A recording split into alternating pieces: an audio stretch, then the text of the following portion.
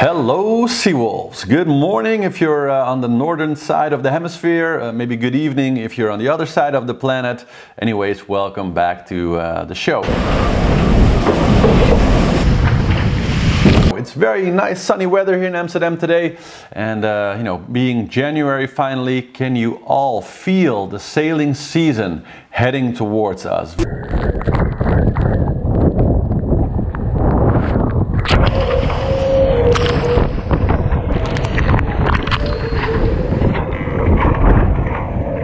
Very fast. I can definitely feel the feeling. In the marina I see the first people coming out, starting a little bit, doing some jobs on their boats. It's definitely a nice feeling to see that the sailing season is coming back. So looking forward to that. Of course, I hope you have something delicious in your cup. We got a great show today. We're going to really dive deeply into the science really of foiling, especially of the Imoca foils, and kind of taking a look at you know, where we are now, where the development is going, where the development is heading, and talking about kind of the main major lessons that have been learned over the last few years as we've kind of started you know, foiling with the Imocas and developed that further, because we're kind of at the stage where, you know, we know a little bit some things about sailing now, and so it's kind of cool for all of us to develop a bit more insight. So next time when you see a cool shot like this, you can actually kind of you know, look a little bit more deeper and understand more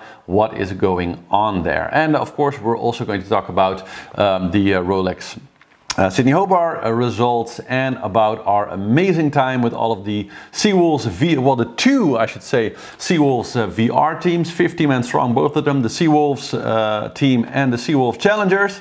We had a great time doing the virtual race, which I competed in also. So we'll talk a little bit about that later in the show also. But now, without further ado, I hope you have something delicious waiting there. And here we go. Are you ready? 3, 2, 1, cheers.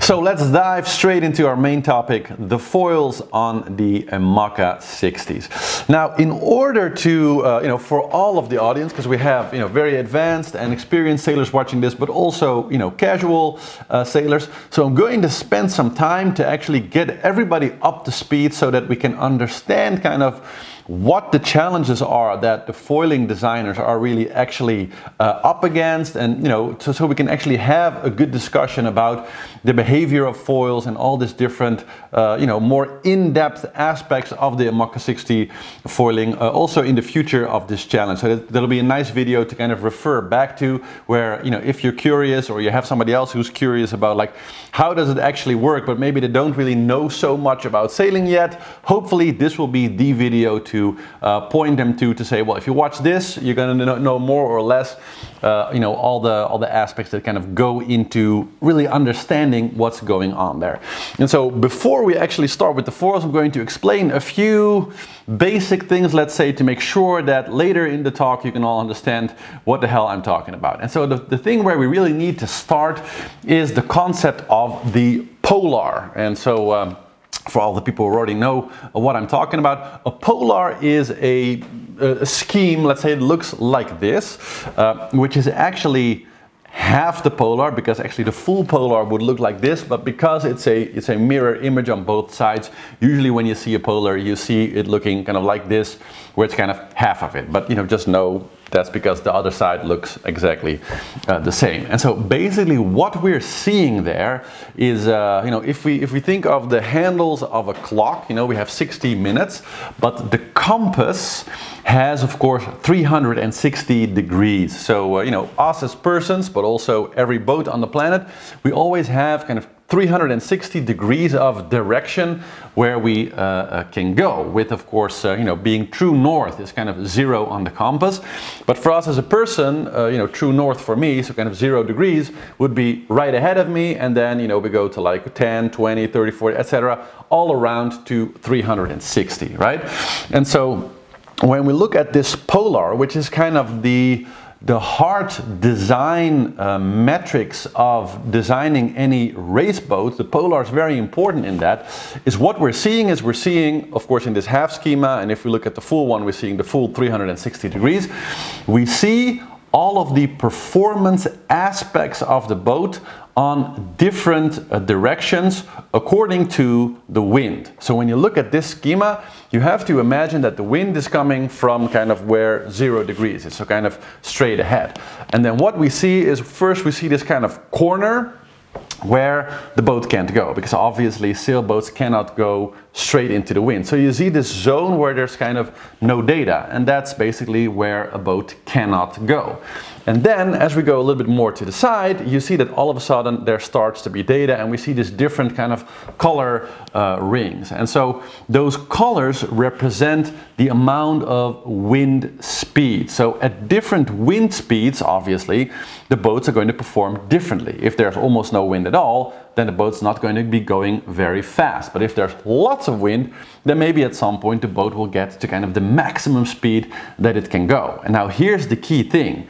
Sailboats, of course, perform very different depending on what angle to the wind they go. So if you're sailing into the wind, that might be very different from sailing with the wind, right?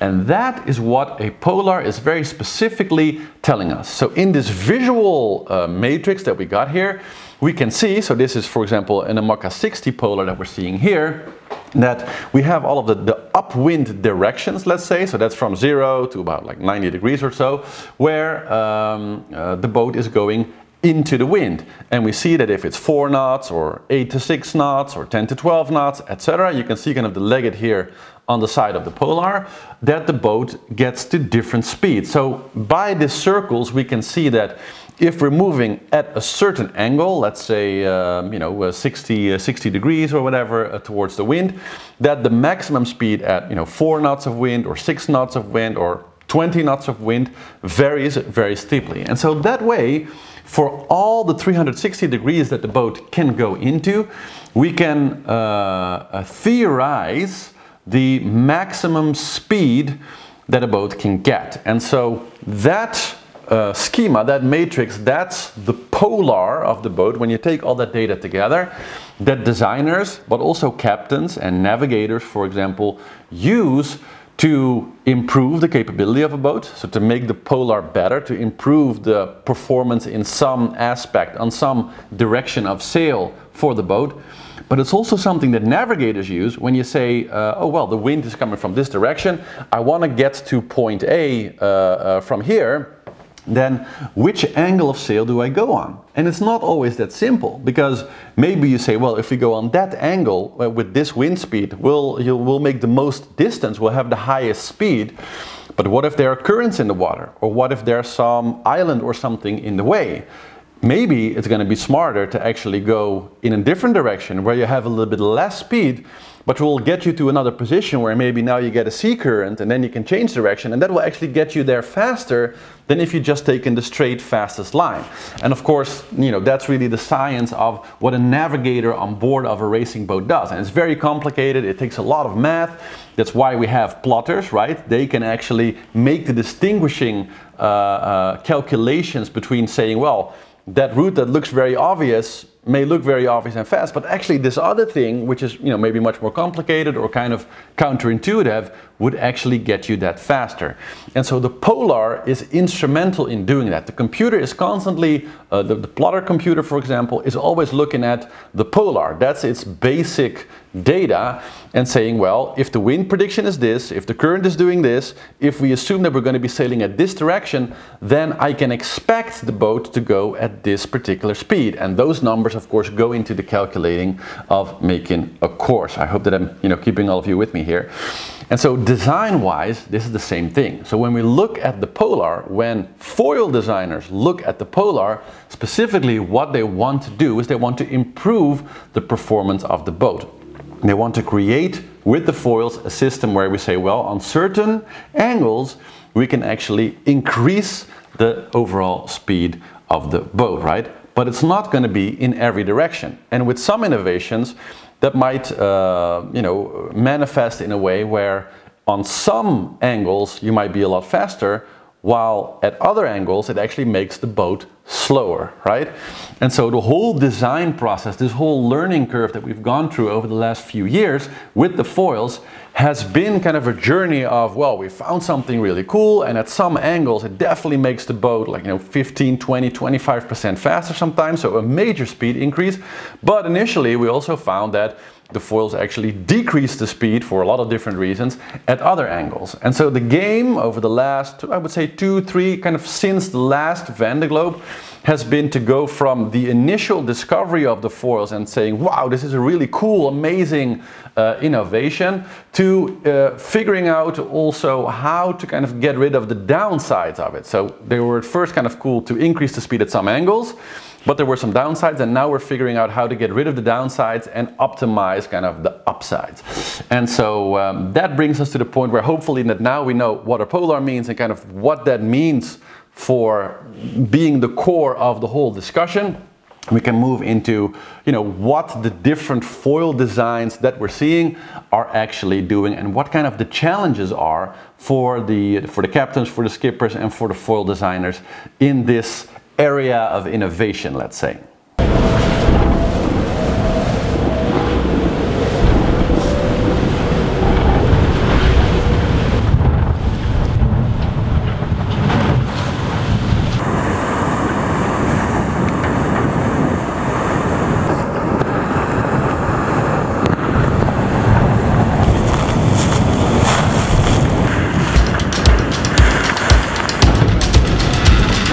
So let's start with what we know, because we've had 2 Van de Globe races where we've had a lot of foils actually participating in the race. Now it's gone from a very novel thing to something that's pretty widely adopted in the fleet. Pretty much all the new boats that are being built right now are foiling boats, so it's just there to stay. What have we learned? What do we know really about the foils so far, and what are kind of the challenges and the advantages that have kind of emerged as we've used this technology more? Well, to get back to the Polar again, I think it's best to subdivide really between upwind and downwind sailing, because the performance of the foils between the upwind and the downwind situation, and also the use of them, that's really where all of the major differences lie, right? And so let's start with the upwind situation. So one thing that's been kind of plaguing the foilers, let's say, from the start, is that in very low winds, when you're moving against the wind, the foils are just basically a big wing dragging you down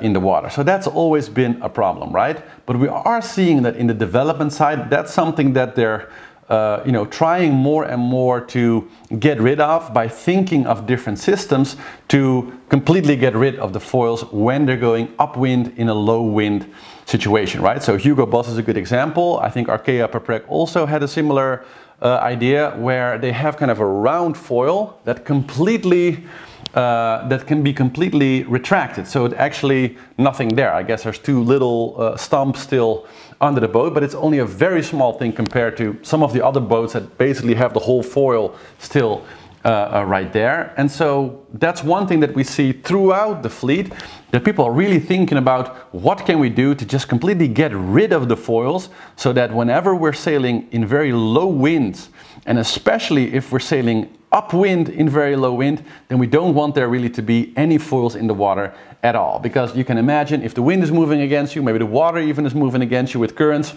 the only thing a big wing in the water can do is just slow you down, right? So that's kind of the first thing. Then, when we go into kind of stronger winds in the upwind situation, what the designers and the skippers have found is that, well, you know, if you're sailing upwind on a non-foiling boat, so here's a shot of me, for example, sailing on my little boat and doing a strong upwind part, what you see next to the boat is that there is a whole lot of white water, right? Because when you're sailing, you know, in your boat and going upwind and you're going through the waves, then you're always going to be heeled over a lot, and the nose of your boat is going to be crushing through the waves. So kind of on the lee side of the boat, you're going to get a whole lot of water rushing by, water bubbles, you know, turbulence, let's say, that is coming off of the nose of your boat. Now the problem with that is, where's the foil if you're sailing upwind? Exactly in that. And so to model a wing that is going through, you know, a steady medium, so, you know, a steady bit of water or a steady bit of air, you know, if you think of a plane example, that's hard, but it's relatively easy, it's relatively predictable. But one of the main challenges that you kind of, you know, you almost never really hear anybody talk about this, is that when you're sailing upwind with a foiling boat, the foil is going to be, for the most part, right in the middle of that white water. Because as you're speeding up, at first you're not really foiling, you're not really on the wing yet. And so until you're actually on the wing, until you've reached a speed where you're actually flying and the weight of the boat is actually being pushed out of the water by that foil, by that wing that's in the water, you're just going to be increasing the turbulence, because that's what a normal sailboat does. And so upwind, the foils are constantly performing in an environment where you have a very, very hard modeling challenge. Recently there was an interview on the Ocean Race where one of the designers talked about this, that really one of the big nightmares of the foil designers is that, you know, right at the cusp where the wing is almost going to be pushing the boat into the air, that's one of the hardest things for them to predict, and you know, in the design programs, I guess, model really good, because the situation with the water is so turbulent that it's almost impossible to really get good math on such a chaotic situation. And so that's one of the big challenges that's still going on. And it's kind of fun that whenever you see a foiling boat sailing now in, you know, one of the many cool videos that are out there, actually look at when they're foiling upwind, you see this massive amount of white water, and, you know, remember, that's actually not an asset, that's a problem that we're still trying to kind of solve. So it's actually it looks really dramatic, of course, but it's actually really dramatic for the designer. So it's kind of like a nice fun insight there. If you want to know what gives foiling designers nightmares, that white water there is kind of it. Now, of course, once the boats start foiling upwind, then what we found out is that basically previously the keel, and especially the canting keel that the Imocas have, is of course very important in creating riding moment for the boat, right? Because these boats are very big, they have very big sailing areas, and they're hugely powerful. And so what we've seen is that as people have started foiling more and discovered really the power of the foil also to not only get the boat out of the water, or get the weight of the boat out of the water is maybe a more accurate way of saying it, but that they also provide a lot of riding moments. So when you're sailing upwind, the boat is of course going to be heeling a lot. Usually we'd use the keel and extending that up to kind of, you know, flip the boat and you know, make it be a bit more right again.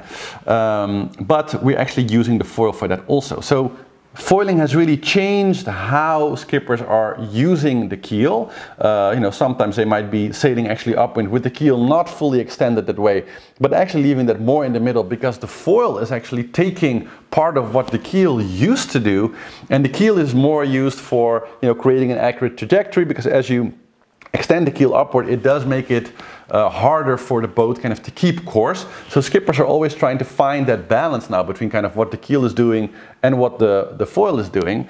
And one aspect of that is that when we're sailing upwind, they found that basically the deeper the foil is in the water and the further the foil is extended from the boat, of course the bigger the kind of the Archimedean lever becomes and the more riding momentum the foil provides.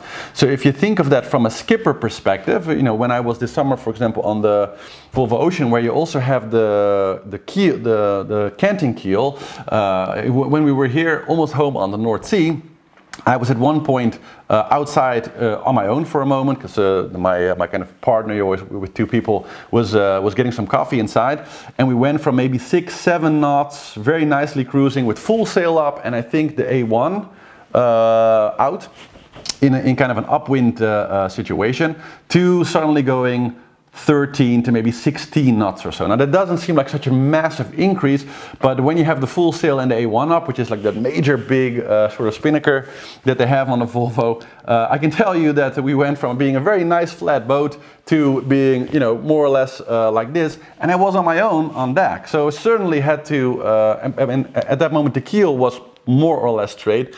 And so what I did was use the controls to immediately put the keel to its maximum, riding the boat more, and then of course the team came running out and, you know, started to depower the main a little bit and, you know, getting the, and I think eventually we reefed the A1 and put another sail up. But the point is that on a boat like that, you'd use the keel. The keel is really a very important instrument to create that riding moment, and you can feel it instantly. Like as soon as I hit that button and started to extend the keel, you can just see the boat coming back on again. Now if you were on a foiling Imoca, you might also of course do that if you had a certain wind increase when you're sailing upwind, but another option that, for example, you know, the ocean race boats, the Volvo 65s don't have, is the foil, and the foil kind of does the same. So another thing that a foiling skipper might do is, instead of relying on the keel to do that, is instead they might leave the keel more or less the same, or only cant it a little bit more, and instead depower the main a little bit and lower their foils a bit more into the water, because that's going to do a similar job of providing riding moment to the boat. And so that's something that we also know now, that basically for strong upwind performance, the foils are very instrumental in providing that riding moment. And so another aspect of that from the design view is that apparently they found that the angle when sailing upwind needs to not be, so the foil can be kind of horizontal in the water, but when sailing upwind they actually found that to have that a little bit an angle, around like 20% or so, provides more or less the best performance. And so when you look at all the different foil designs, every boat is a little bit different as to at which point the foil is attached to the boat, etc. But they're more or less all around that 19, 20, 21 degrees angle, let's say, because apparently that provides the best kind of balance between getting that riding moment and getting the boat up to create kind of a stable situation. And if they go more horizontal, the boat kind of becomes more unstable. If they go the opposite way, then the boat gets a lot of riding moment, but it's very hard to get it to fly, apparently. So that's kind of an interesting little factoid to know there also. And so that is kind of the upwind knowledge, let's say, that we have now that we didn't really have before. Those are kind of the solid points of knowledge that the designers are working with now. Is that so first of all, in the lower winds, you know, we're trying to get rid of the foils, so that's a major development, and there are constantly new ideas on how to do that. If you look at Bureau Valet, for example, we saw this you know, this higher connection point where basically the connection of the foil is completely out of the water, and when it's retracted, they more or less have a clean hull, so there's no touching the water at all with the foils in low speed, which gives the boat a real advantage, right? Whereas we see also, you know, other systems, for example in Linked Out or in Hugo Boss, where we have this kind of full retraction. And so all the new boats that are being built right now, they're all experimenting in different ways with that. And so as new boats come into the fleet, it's been very cool to look at the different ways that they're trying to you know, get over that problem. Then we have the whitewater problem, which there's not really a solution for, except the fact that so as the speed increases and you get more and more whitewater and kind of chaos there next to the boat as you hope that the foil is, you know, gaining enough momentum to actually push the boat out of the water. But it is something that we know that designers are working on. So that's something to keep our eye on and kind of, you know, hope that we get some more info on what they're actually doing or can do to the foils to, you know, make that work, and how the shapes kind of impact the behavior in that kind of chaotic water situation. Maybe, you know, at some point finding designs that will push through that sooner and get the boats flying sooner, which is interesting. And then of course finally, so the whole angle and the fact that as the boat heels more, as you get more faster, we start to use the foils more to actually provide the riding moment, and that means that we're using the keel in the upwind situation kind of different. So knowing that, you know, the polar and how these things kind of connect, hope that that gives you, at least for the upwind situation now, a bit more insight into what is actually going on, and kind of the aspects that the skippers have to think about when they're making choices on how to set their sails and how to actually set the foils, etc. So that, you know, when you're watching videos here on Seawolves in the next Vendée Globe, for example, or in other Imoca races that are coming up, then you can have a little bit more appreciation when you see an Imoca going upwind of like, hey, what are they doing with the foil? Is it fully extended? What does the keel look like? Etc. So it's kind of to add to the fun of knowing what's going on.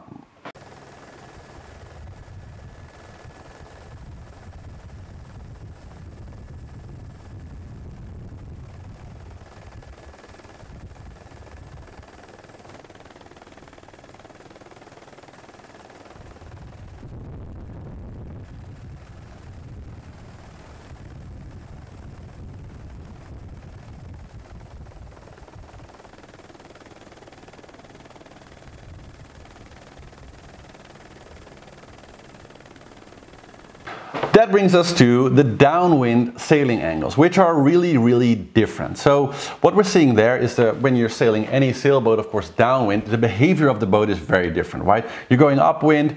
When you're changing from upwind to downwind, instantly the relative wind speed goes down. Waves are very different because now you're not moving against the waves, but usually you're suddenly moving with the direction of the waves, which is very differently. And most importantly, your boat is much more flat in general. And of course, the closer you come to angles that are really going straight with the wind, so like 180, kind of downwind angles, then of course the boat starts to become more jittery, and it's very hard for the sails to choose a side, and with a cruising boat or whatever, you'd get into the territory where you might want to get scared of not making an accidental jibe and things like that. So the behavior is very different, right? And so what does that do for foiling? Well, basically certain things start to happen. So first of all, when the boat is more straight and you're going downwind, the way that impacts the sail plan and the pressures is of course very different. And so one thing that you kind of don't really need when you're sailing downwind is that riding momentum, because when you're sailing downwind, the boat is much less heeled over. It's more just, you're more trying to get it to just move in as straight a line forward as possible and to get it on a stable angle, let's say. And so what they want to do there is actually get the foil less deep into the water. And we talked about that angle of about 20 degrees, let's say, that they want to, that's kind of optimal for when they're sailing in a more upwind condition. Apparently when sailing downwind, it's actually preferred to have the foil as horizontal as possible, so that it provides basically more or less no righting moment, no side forces at all. It only lifting the boat out of the water. And the main problem with that apparently is waves. So where in the upwind situation we have the whitewater problem, we have the fact that you have the drag in the slow wind, etc. The specific problem with sailing downwind, which is interesting because the Imoca 60s are really famous for being kind of downwind speed monsters, is that the ocean waves now are really the big challenge, because as you're moving way faster than the waves, of course you're going to be crashing into those waves that relatively to you are kind of slow, maybe even like still standing mountains that you're kind of bouncing over. And so the main problem that they have with that is that when you have a foil in a horizontal position, it's very hard to get the bow of the boat to go up and actually go over, skid kind of over those waves without just crashing into them. One thing I found very interesting as I learned this is that last Vendée Globe, one thing that Alex Thompson was almost constantly talking about, they even had a measure in their Hugo Boss dashboard about the elevation of the nose. So he was constantly talking about, look at the dashboard that we have on Hugo Boss and look at the fact that very often the nose is like sometimes even, you know, 1.75 meters, like almost 2 meters out of the water. It's flying very high. And at the moment, I wasn't really appreciating, I guess, why Alex was so, you know, gung-ho to tell about it and so proud of that achievement in a way, when once you understand that the waves are one of the biggest problems now in the Imoca design, really. It's one of the last problems that they need to solve to improve the ability of the Imocas to kind of skid over the waves as they're foiling, and that raising the nose as high as possible is one of those things that is very, very important in kind of beating that problem. And so Hugo Boss in the last race was maybe actually kind of ahead of the pack, where if you look at their foils and the angle, one of the things that they did there by having that bit rounder foil, let's say, is maybe sacrificing some ability in the upwind segment, let's say, but doing that, but by doing that, providing more ability with the foils to get the nose very high, as they said, like above a meter, sometimes almost 2 meters out of the water, which of course would help them in that downwind VMG situation to skid over the waves. And so that brings us to kind of the other aspect of that problem, which is the stability. Because if you're going upwind, you're of course very stable in the sense that you're very heeled over, and so you're kind of stuck between that force of kind of the keel riding the boat a little bit, the foil riding the boat a bit, and the wind trying to push it over, and so that creates a nice kind of balanced situation. When you're sailing downwind, as we all know, if you've ever sailed downwind in a big seaway, sailing downwind is much less stable. When you're sailing, especially if you're getting close to that kind of dead downwind point, the boat, you know, is like, it's not like when you're sailing upwind where it's very steady in that sideways heeled over position. When you're sailing downwind, the boat can kind of flip-flop over the waves, and it's a much less stable situation. Same so for the foiling boats, and of course for them that's a big problem, because if you're going at a speed of, let's say, 20-25 knots or so, and you're foiling, and then suddenly the boat, you know, flips over kind of a little bit to another side, and you might, you know, run into the other side of the boat, that can be a real disaster. So it's very important in the foil design and kind of the overall design of how it all works to keep the boats very stably foiling on one side, even if they're sailing downwind. And so the way that they've solved this problem so far, that they're trying to solve it, is with the use of the transom. And so apparently the design of the transom, there's a few here for you guys to look at, is designed in such a way, and I guess not just the transom line, because technically the transom is just that, you know, the kind of the end of the boat, but I guess also some of the way, you know, underneath the boat there, like the bottom of it, is probably also part of that design, is to provide kind of a stable platform for the boat to, well, lack of a better word, to kind of bounce back on. So we have the foil that's kind of in the middle of the boat, and we have this kind of flat space, a flattish space, let's say, that kind of works with the edge of the boat, which of course, you know, is the transom. And so the foil kind of lifts the boat up, but because it can't really fly, there's no elevators on the rudders, although we did see the test with Bureau Valet. So the end of the Imocas are always still kind of dragging in the water a little bit, right? And so it kind of goes up, but the rest of the boat can't go up, and so you get this kind of bouncing, let's say, between the transom and the foil. And one of the tasks of the transom in that is to provide a flat space that the boat kind of bounces to the left and the right on, but never flips over to the other side, because that of course would be, well, that would cause the nose to kind of slam fast forward into the water, which of course wouldn't be a very good situation. And so those are kind of the different challenges, constraints, opportunities that after all this time foiling are very clear to everyone sailing these boats, everybody designing these boats, and those are the things that they're trying to overcome. And so having all that in the back of our minds, it's much more interesting to look at the different designs and kind of, you know, see what we can see on how they're trying to solve these different problems. Another aspect is the shape of the hull, and so you all know my enthusiasm for the former Loxy 10, now Bureau Valet, in the last race, because I thought that especially the bow design, that's the only Imoca that kind of started with this full scow bow that's kind of famous from the mini races also, where we have many of those boats that have gone for this kind of more ocean wave friendly bow, let's say.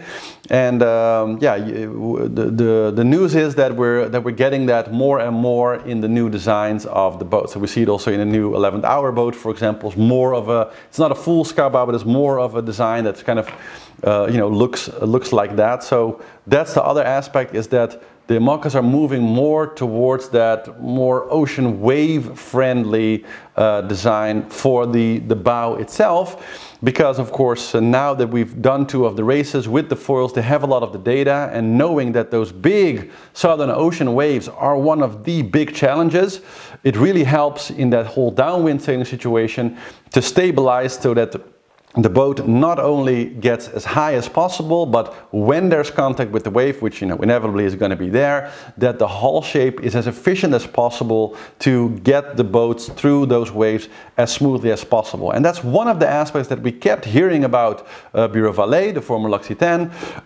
that particular boat was moving through the waves a lot more smoothly, was foiling a lot more smoothly because of that.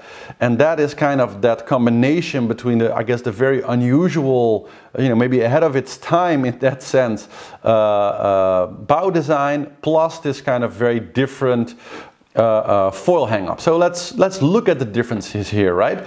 So I guess we'll start with kind of the strangest looking or biggest oddball, let's say, in the fleet right now, which is Bureau Valet. And so the thing that we see really how well this was solving the different problems that we just discussed already, you know, in the last race. So they were already aware of that, and I think found very interesting and elegant solutions. Is first, we see that this, compared to other boats, a very high connection point of the foils.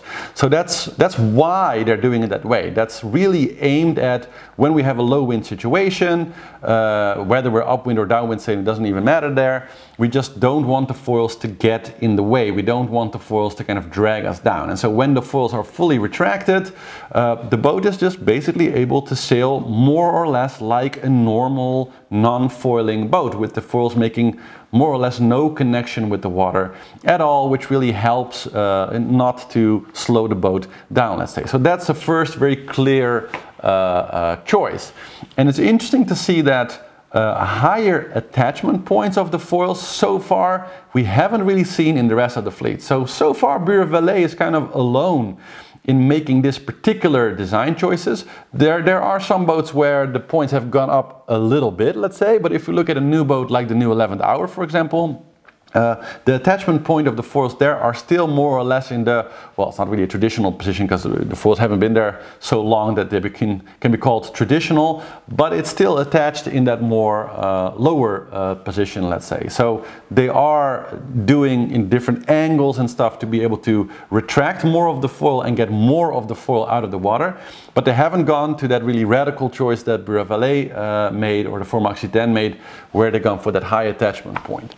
So that's the differences in attachment. Then we have the difference of the foil itself. Now, one thing that's kind of hard with these foils is to kind of say where the actual foil begins, because in all of the boats it is essentially one giant wing, but for the most part you can kind of see that there's part of the structure that is the positioner, let's say, or the extender, or there isn't really a word for this, but it's a part of the foil that is, you know, that is lowered, that's extended or not, let's say lowered or extended, in order to place the rest of the foil. And then you have kind of usually a little band or an extension, a point, and then you have the space where the real foil, let's say, starts, even though it's not really that obvious, let's say, when exactly the foil starts and begins. So that complicates kind of the visually looking at them sometimes a little bit. But we do see that also there are a lot of different ways to do that. So if we look at Linked Out, for example, they were sailing, of course, in the previous race with actually two different foils, because they're working on new foils, and they had one new one, and they got a special dispensation to actually use one new foil and one old foil. So you can very clearly see the difference here. And you see that they have this kind of angle, which I guess helps to keep more of the foil out of the water in low wind situations. But then you also see that the bend in the foil is very different, whereas before it was kind of rounded all over, so it was one kind of continuous well, circular shape, whereas now we see that we have this kind of the extension point, let's say here, and then we see that the rest of the foil, after, you know, kind of a little bend to I guess get it into the right angle when it's extended, we see a more or less much more straighter shape of the foil. So it's much more shaped like a straight airplane wing, except that we have this kind of little bit of a curvature there, where, well, there can be many reasons, of course, for that, but you can clearly see a very, very big difference. And so the fact that as the foil extends, it actually gets thinner, making sure that at the point where it's the furthest away from the boat and where it has the most potential to create a lot of riding moment, because you have a big lever, that's actually where they're increasing the size of the foil, increasing probably the power that the foil so far away from the boat provides, so that they don't get too much riding moment. Now, if we go back to Bureau Valet, we see that the shape is still pretty circular. So it's not really like one bend and then a more or less straight-ish foil like in Linked Out. We see that we have kind of the extension piece, and then we have a continuous round foil that maybe provides a very, you know, elegant path between where the foil really works and where it kind of tapers off into a more functional area where it's the extension. And, you know, there might be good reasons for doing it that way. Now that we've discussed all of this about the foil, hopefully you also have a bit more of a framework in your mind, let's say, to appreciate all the design wizardry that goes into the production and the use of this foils. And so, yeah, that's kind of you know, what I wanted to share with you guys on the foils. And especially for the new boats to come out, that's also really what I'm looking at, and I hope what you guys will be looking forward to is that those are, you know, the central problems that we're trying to solve, from the whitewater issues, the stability issues, the angle issues of the foil. All these different things are cool challenges to look for when you see new boats coming out. And of course, finally, we saw that whole rudder experiment. I talked about it also several videos previously that Bureau Valet, Louis Burton did. And yeah, so far not allowed in the rules to do that.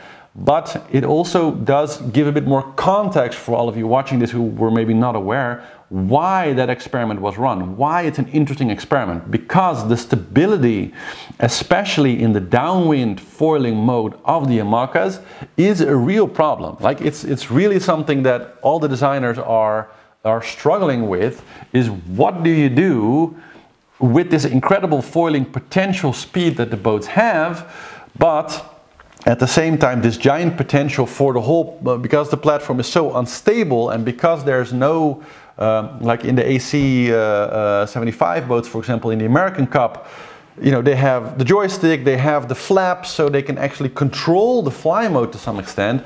But Imocas have no control at all. So basically, once the boat is flying, it's like an airplane without any control structures. And so the way that this chaotic flight, let's say, is controlled is with the transom flat space to kind of keep it bouncing on that straight line, keeping it in there. But of course it's far from ideal, and that's why I also mentioned in my previous video, I still think that some form of, you know, rudder elevator or rudder control space that is, let's say, not a sailing control, but is a flight control, at some point is almost inevitably going to make its introduction into the Imoca rule. And it might still be, you know, a while. It might not be actually a rudder thing, but some other aspect that they come up. But I think it will, you know, people will keep experimenting with that, and all of the designers are looking for ways to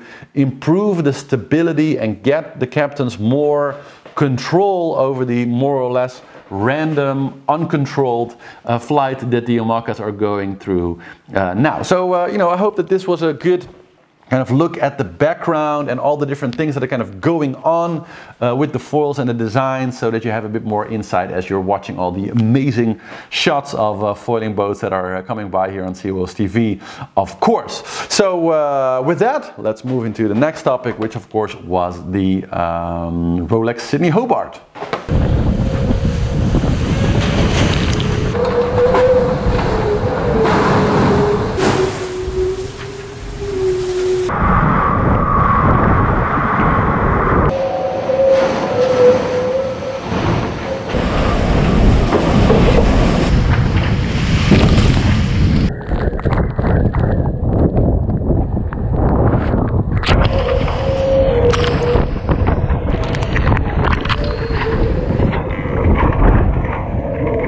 It was an amazing race, pretty typical Sydney Hobart in the sense that we lost, I think, more than 50 contestants having to abandon the race because of the pretty extreme weather that the start happened in. Big sea waves, big winds. Also for us racing along in the VR, it was a pretty interesting start. And I guess you know, big congratulations to Matt Allen's Ichiban for eventually winning the overall race, and of course to Blackjack for winning line honors. Both pretty impressive feats considering all of the many challenges that came along during the race. So congratulations, and really cool. And that brings us to our experience also as the VR team, because we have the super cool Sea Wolves VR group, which is actually two teams. It's Sea Wolves VR and Sea Wolves VR Challenger, because you can't have more than 50 people in a team, and because both teams quickly grew to over 50, they had to make a second one, and was really cool. Actually, my first experience also doing a full VR race.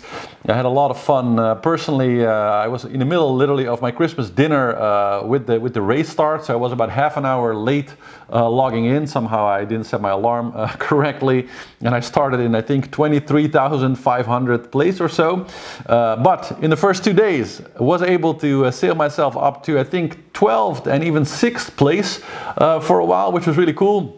Then unfortunately I ran into a problem where one of the, well, a little part of the prediction that I had really relied on to kind of navigate myself past the southern tip of Australia, actually a change in the wind completely didn't happen. So I got kind of stuck, and I really had to eat some pain to get back to a ley line that was more favorable. So I fell back to, I think, 12 or 13,000, and then in the whole, as the high pressure came over, I managed to fight myself back to, I think, place 5,000 something in the end that I finished on, which I was pretty happy with, actually, for my first VR race. So great fun, and I have to congratulate some of the Sea Wolves also. We didn't win the overall race, but we got pretty close. I think as a team we were the second in the overall race, so that's pretty cool. The number 2 as a team in the VR race, and number 1 within the team was Arvag. I don't know your real name, but congratulations for being first in the team. Zapash, the first one's from Britain, I think. Zapash from Italy, number 2, and number 3, CG Blacklist from France. So congratulations, and well done for being position 1, 2, and 3 in the Sea Wolves VR team at the finish of the virtual Sydney Hobart. A lot of fun that was. And Yeah, with that, we've come to the end of the show for today. Next week is going to be really cool because, well, actually in a few days, there's going to be an extra Sea Wolf episode with a training. Because as I'm sitting here in a few hours after the montaging of this episode, I'm going to go to the Sea Wolf boat to the Spirit of Amsterdam. And tomorrow we're doing our first winter kind of race training where I'm taking the Sea Wolf team members here in Amsterdam to do a 24-hour offshore training overnight using kind of the Volvo Ocean Race team. So 2 hours strategy, like a relation, so 2 hours on, 2 hours standby, and 2 hours of sleep. So there's going to be a really cool experience for the team to kind of see what it's like to sail in the dark and having to go through you know, staying awake, staying focused, no autopilot allowed, etc. So I'm really going to put the team to the ringer, and of course I'm going to take the camera with me. So in the next episode, you'll get to see what a rough weather, because it's going to be some pretty good wind over here also. So you're going to see a nice rough weather training with some of the Sea Wolf team members here in Amsterdam also in the next episode. So look forward to that. With that, I hope you all have a great weekend. Enjoy your Saturday. Please like the video, leave a comment, and see you next week. Ciao, ciao.